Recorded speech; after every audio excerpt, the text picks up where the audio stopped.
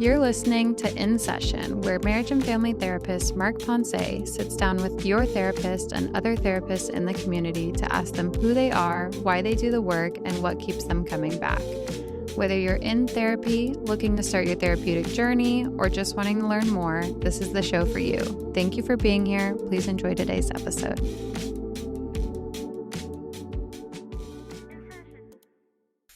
Hello, everyone, and welcome back to In Session. Today, I have with me Dr. Phebe Brako, a licensed marriage and family therapist and founder of 253 Therapy and Consult, a group therapy practice based out of University Place, Washington.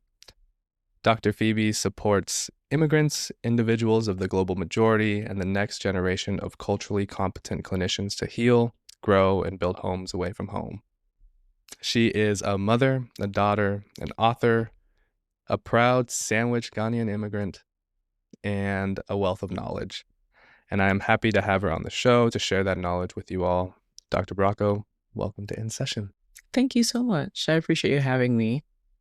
Okay, well, let's start with the first question I have for you. What's going on in your mind when starting out with a new client? There's a lot.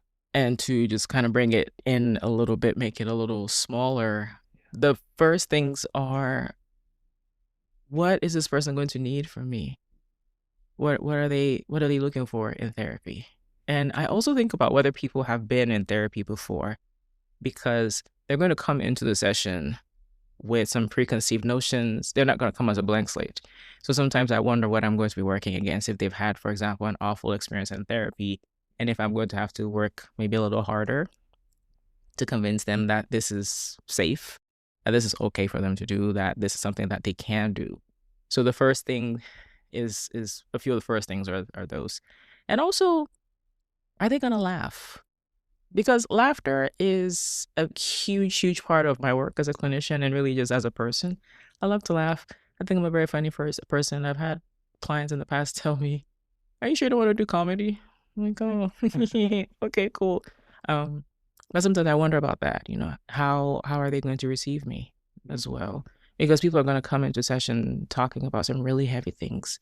And that is also not going to be the case all the time, because there might be something that might even happen in the lobby before they come in and see me. And it might be funny, or it might be, something that happened on the road when they were coming in, or maybe something that happened in their home before they got on the screen with me. So that's one of the things that I also wonder. Are they going to laugh? And another thing that comes up also is, how are they going to receive my accent?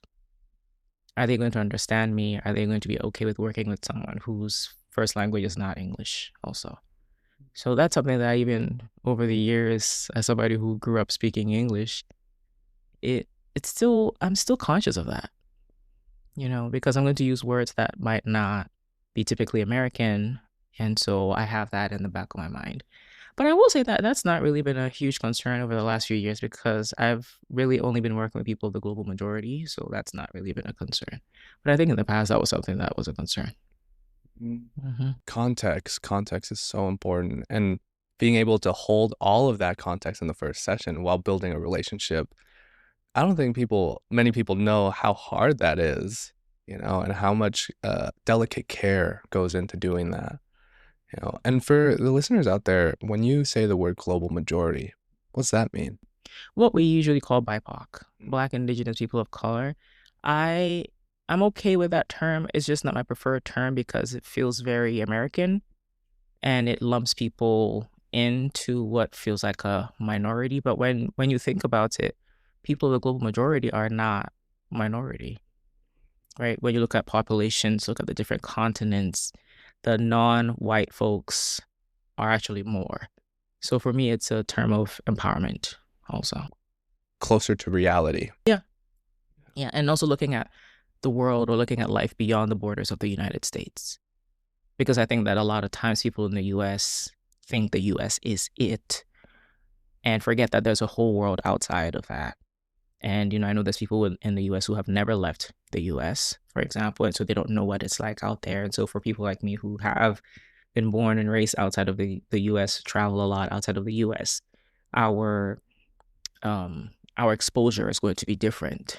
and so we know that there's something that exists outside of here. So the term BIPOC, if I go home to Ghana, for example, and I use the term BIPOC, not everybody is going to really relate to it or understand. And a lot of my audience also resides outside of the US. So I make sure that I am conscious about the language that I'm using around that too. With all this said, what type of energy do you bring into that first session with a client? That is such a good question. I've worked with a large number of clients in terms of range. I used to be a child and family therapist. So when I think about the energy that I would bring into a session with a child, I think I worked with kids as young as kindergarten. So the energy that I'd bring in would be playful, yet calm, excitement to meet the person. And then when I think about I guess it's dependent on the age group, right? That developmental stage. And then when I think about the teens that I used to work with, I would not go in with a whole lot of excitement because they would probably look at me and be like, excuse me, like you're doing too much. So I think that, the energy that I'd bring into a session with them would be just very warm, casual, calm. Thinking about energy, I think about even attire. I remember getting feedback years ago when I was working at a high school. And the students said that I dressed like an administrator, and so it made it hard for them to talk to me. So I had to adjust because I wasn't the type to wear like jeans, for example, to work. On Fridays I would wear jeans, but I wasn't going to the schools on Fridays. So I had to even like adjust that sort of thing and kind of be a little bit more laid back, quote unquote.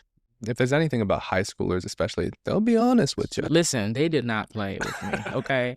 And yeah, so I think just that calm, but also like open energy, also just like a welcoming, you're okay here. I'm not here to be the adult in your life, if that makes sense. Where, sometimes teens will think, oh, you're here to scold me or tell me that I'm doing something wrong or I'm a quote unquote bad kid. It was really important for me to make sure that the teens didn't feel that way.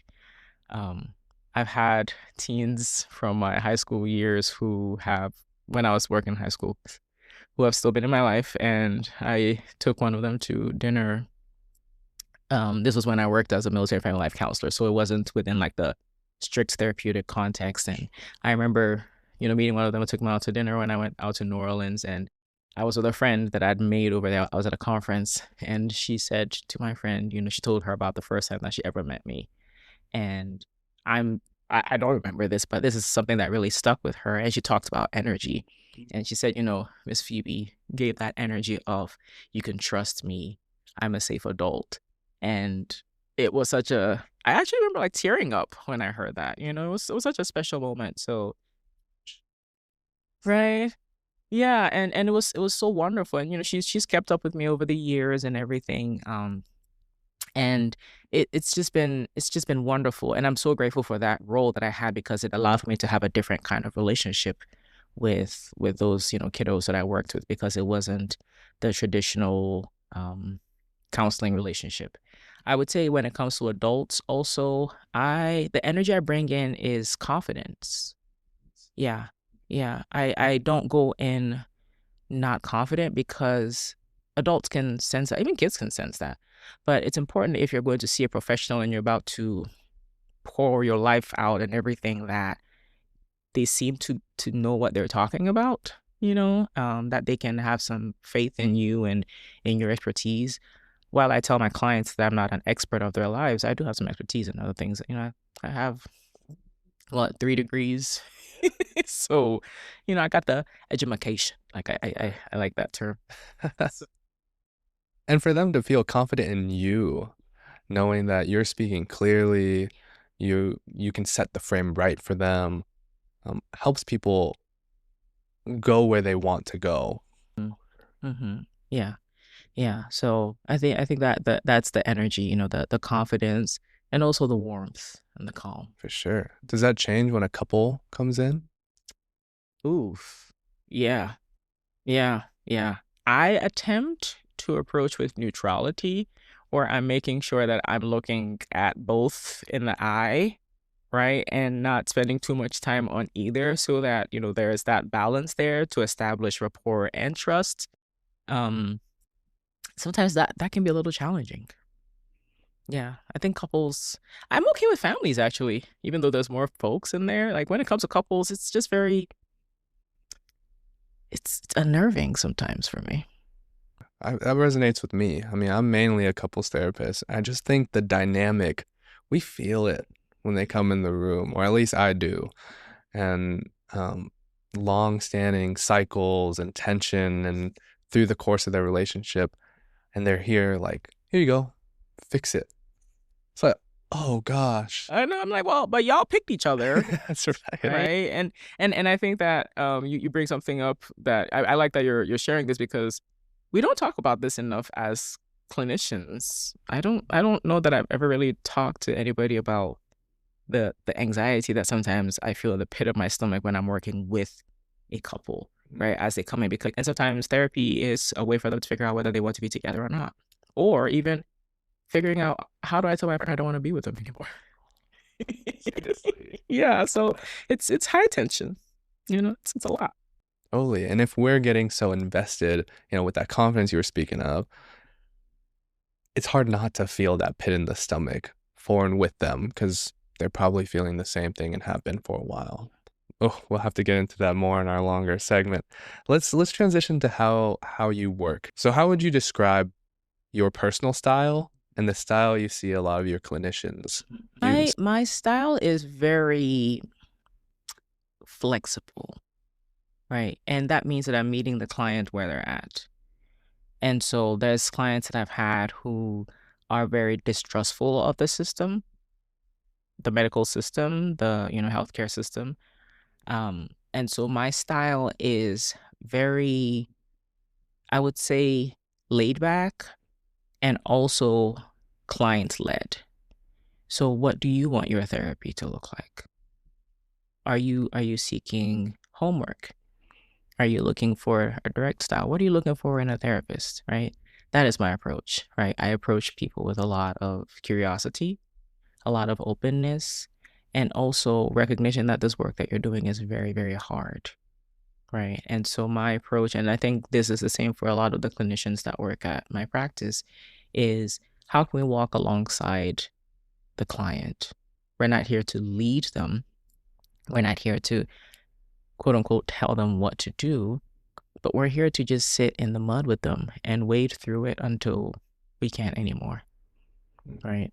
Until maybe we can get the sand out of the way and then the water maybe clears up some, whatever that looks like. So I would say that my approach, and maybe the way that it might be different from some of the clinicians that, work at my practice, is that I can be direct, right? I'm not afraid to go there. Now that came with a lot of experience, right? I'm the type that will name the elephant in the room, right? For example, if I have a cis het white male that comes to see me as a Black woman, one of the first questions is, what made you choose me as a Black woman as your therapist, right? And sometimes people are not ready for that question. Because I'm like, you have seen a lot of different clinicians on the Psychology Today or your therapy dens or whatever. Right. It's not going to take much for you to find, every Tom, Dick, and Harry probably looks like you or has a shared lived experience. So what made you choose somebody like me? And sometimes it's just an issue of convenience, or maybe they were even assigned to me, right? And so, it's really just about meeting the client where they're at. And so my style is direct. I'm also an instructor, right? So I teach. So that's part of, Sure. that's part of my style. I love to teach. And so I do a lot of psychoeducation also in my sessions, where, like I'm talking to folks about different concepts and I'm helping them understand that there's a method to the madness, right? So I'm not asking you these questions just because I'm nosy. I'm asking because I truly would like to know, right? That I'm curious and I don't want to make any assumptions about you. Even for people that I would say we share like the same cultural backgrounds, right? Because sometimes you find out, like, I grew up in a city. This person maybe grew up in a different part of the country. We had totally different experiences. Like, I had a client who had never lived in the capital. They came straight from the village to the airport and then straight to America, right? So our experiences are not the same, right? So there might be references that I might make about the capital, Accra, that they might be like, I don't know, So my style includes a lot of shared knowledge, curiosity, and meeting the client where they're at. Yeah, lots of balancing the expertise and the years of experience with collaboration with a client. I think as I've worked with more folks in the global majority, there's this sense of coming to be taught. And then the question almost feels jarring when I'm like, and what do you want this to look like? Or when we talk about process things that maybe aren't talked about as much in their culture or in their families of origin. There's that jarring feeling and holding that and balancing. And I'm like, and I'm still an expert here. I still know what I'm talking about. And I trust in you so much to also share in this process with me and collaborate, or tell me when you're not feeling something, so we can shift and adapt. So then we can get through that mud together. Yeah. And I always emphasize, this is your space. So you tell me what you're needing today, right? Like, usually towards the end of sessions, I will ask my clients, did you get where you were hoping for today? Did you get where you needed today? Did you get where you were looking for today? And, it's a moment for them to even sit back and ask themselves that question. Because sometimes when people ask me in my personal life, like, what are you needing? I'm like, I don't know. I don't know. So I've learned to ask people that too, as I learn how to even ask myself, what would make life better for me in this moment? I love that question because of how hard it is to come to that. I think in my experience, the needs are often the desires early in the work, but they don't get words to them until later in the work. And what I mean by that is when we're in distress, our brain shuts off, like how we analyze our needs, right? And then when we're asking someone, like, what do they need? It's not uncommon that I don't know, I'm just stressed out, man, help me out, and then having that repetition and collaboration and showing them that even in their distress, we can be able to ask for those things, is a beautiful part of the work. Yeah. And I mean, when you think about a baby, for example, Yeah. if a baby has needs, once you meet those needs, they stop crying. They calm down. Once you feed the baby because they're needing food, they're okay. They're crying because they need a diaper change, you change that, they're okay, right? So that tells us, even as adults, that once our needs are met, we become okay. Sometimes you don't even need words to ask for that. I mean, you think of the baby example. Right? Yeah, but it's just this, like, there's a message that's being sent in the crying. Right. And it's the attunement from the caregiver or the friend or whomever it might be, that you don't have to speak here and I still got you. However, there is some form of communication that's happening here. Totally. So for sure. What do you feel in the work you find yourself naturally drawn to, passionate in, skilled in when working with client dilemmas or challenges? I love working with people who have the immigrant experience in whatever shape, form that looks like. So I'm talking about the international student who is trying to adjust to life in America, the tech worker who is an immigrant and is trying to navigate their visa or immigration status. I love working with an undocumented person who is trying to figure out how to exist safely in the U.S., right? That's definitely what I'm drawn to. I am drawn to the people who, when they get on those therapy directories, they have to scroll down quite a bit before they see somebody who looks like them. I remember years ago when I first opened up my practice and I listed on Psychology Today, I was probably one of, like, within every 12 clinicians, I was probably like the only Black one in there. And I was in Tacoma. I was in downtown Tacoma, in the Stadium District. So that's what I'm drawn to, the people who would usually have a hard time finding a therapist who has a shared lived experience with them. Them is my people. Yeah. People like me, the Black women, the West African immigrants, the immigrants from Southeast Asia, the non-American folks who are trying to figure out, how do I get people to actually pronounce my name and pronounce it properly, right? Or how do I go to HR and, make a complaint about this sort of thing? I love working with professionals, just because I've been in the professional world for so long. And so I can relate to a lot of the different corporate jargon and corporate drama and having to play the long game and all the stress that comes with it.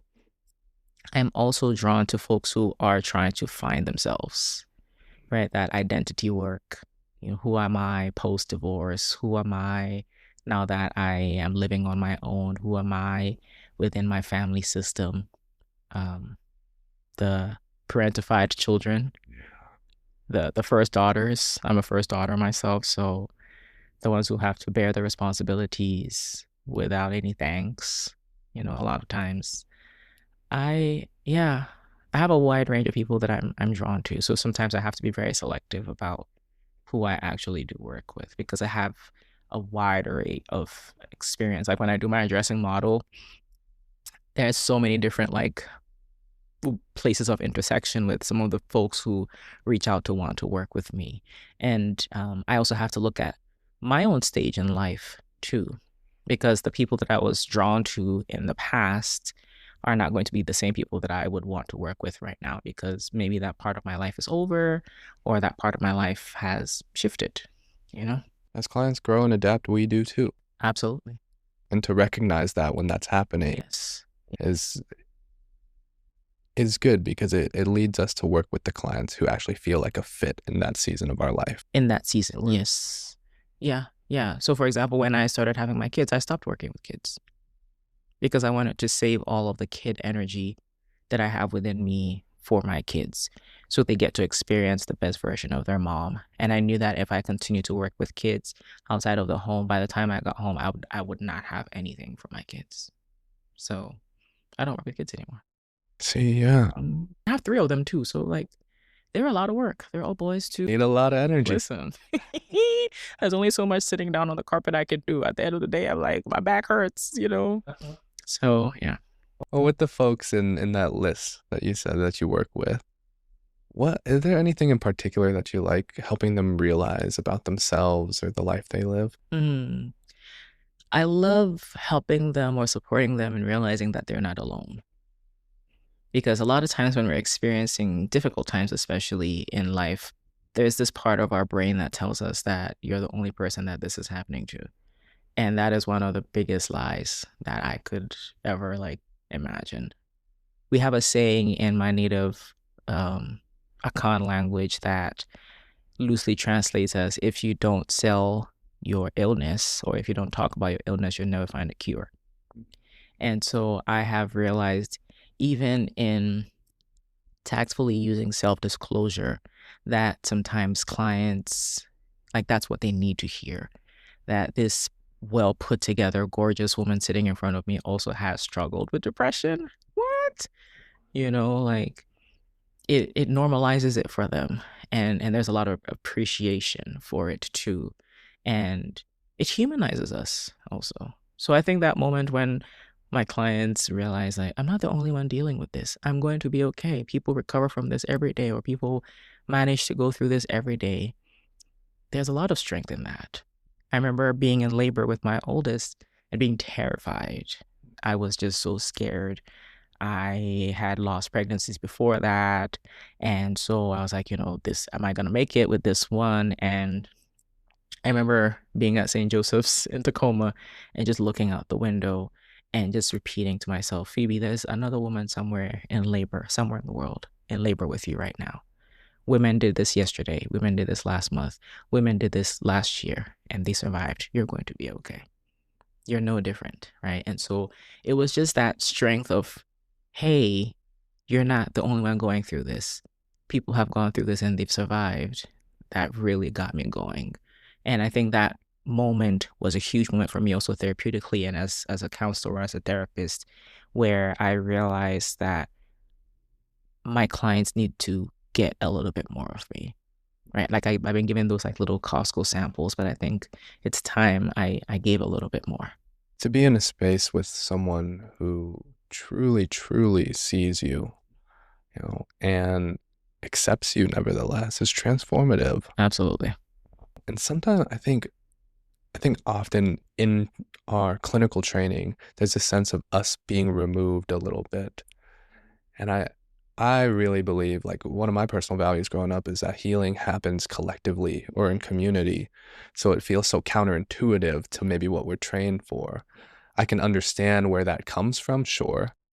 And it feels incomplete if we're really here to say we're building relationship with people. so those tactful self-disclosures, or letting clients in and know that the pain is seen and felt Absolutely. and related to, is so big in the work. To end this segment, I have just a quick little rapid question section with some fun questions for you, and then a final question. Okay, so these rapid questions you can answer as quick or as long as you'd like. I have 5 for you. The first one is, are you a morning person or a night owl? Night owl. Night owl. What's your go-to session beverage? Tea. Tea. Any type of tea specific? Yeah, any tea really. Okay. Something hot. Something, yeah. It just has to be tea because I don't like coffee, so Got it. I'm a tea girly. Yeah, I find myself drinking. Ask any of my clients. You'll never know who they are, but I'm a tea drinker every session. Long-term or short-term therapy? Long-term. Long-term, what's that mean? Long-term, if I'm a long-term therapy client. I've been in therapy consistently since, this last round since 2020. I still go like weekly or every other week. 6 years. Yeah. So because like life is going to continue to happen, and I don't want to like wait, especially since I'm continuing to see clients. If maybe in a part of my time I stopped seeing clients totally, then I could see myself taking a break. But I have to work on myself as I'm working with clients. It's non-negotiable for me. I love it. What's a therapy myth you hate? Therapy myth. I would say that, you shouldn't self-disclose. Yeah, you shouldn't self-disclose. I don't like that at all. And especially because I'm from a collectivist culture too. And like you said, healing happens, within community. Yeah, I'm going to self-disclose. How can you not? It's a part of me. Yeah. Finish this sentence. Healing is community. I don't have this one written down, but because I've been listening to your podcast, from a parent to child, I love you or I'm proud of you. I love you. Yeah. Because the pride can fall within that love too. And when you say I'm proud of you, sometimes it's contingent on something that you're doing or a certain way in which you're showing up. I love you feels more expansive and can include the pride as well. I'm also reading All About Love by Bell Hooks, and so I have to take that book one chapter at a time. I can't seem to just get into all of it, but I think that has informed my answer also. And last question for you. What would you say to someone who's hesitant to start therapy? Just do it. Just do it like Nike. No, I would say give it a try. And it's not just going and sitting to talk to somebody, because if that was going to work, you would go to your friends and always talk to them and always feel better. But sometimes your friends just do not understand. They don't get where you're coming from. They don't know your history, or they do know your history and they might use it against you. That's just the reality, because we're human. And so for somebody who is hesitant to start, know that there are folks like you, myself included, who are hesitant to do it. And look at me. Now I'm a therapist, I was a little hesitant to start in the beginning. And it's okay to be hesitant, and just kind of remembering that new things will always feel scary. They always will. But there's also a version of you that's waiting to meet you on the other side. Oh man, it doesn't mean it's not worth it. Yeah, it's worth it. Listen, I don't know, sacrifice different luxuries in my life to be able to go to therapy, to be able to afford my therapist. It just, I need someone to listen to me, and I also need someone to call me in. I need someone to challenge my thoughts. When you get to a certain point in your life where you are in a position of power, also, there aren't a lot of people who might feel comfortable pointing certain things out and pointing out some of your blind spots. And I'm recognizing that more and more and more about myself and where I am right now in life. And so my therapist is that person who will be like, excuse me? You said what? And you thought that was okay? And wait, what? She's very direct. I love her. And she's a perfect fit for me for that reason. I need a certain level of accountability, and I get it from her. Wow, y'all's rapport That's really strong. I'm telling you. I hope she goes and gets that North Carolina license because, yeah. That's right. My goodness. Well, thank you, Dr. Phoebe, for being on the show and being on this Meet Your Therapist segment, allowing the community to really get to know you.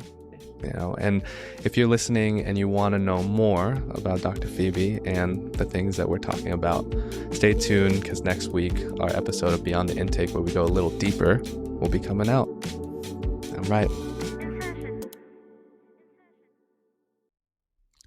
Thanks for listening to this episode of In Session. If something resonated with you, let us know on any of our socials or directly on the podcast episode. If you want to be featured on the show, please DM us or reach out to our team at insessionpod@outlook.com. That's insessionpod@outlook.com. Please like and follow, and we'll see you on the next episode.